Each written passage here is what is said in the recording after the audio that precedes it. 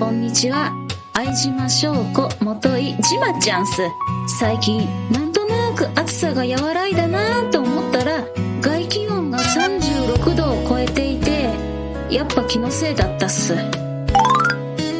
というわけで、他ならぬ社長の体調は大丈夫なのか、勝手ながら社長のお昼ご飯観察記録をつけたっす。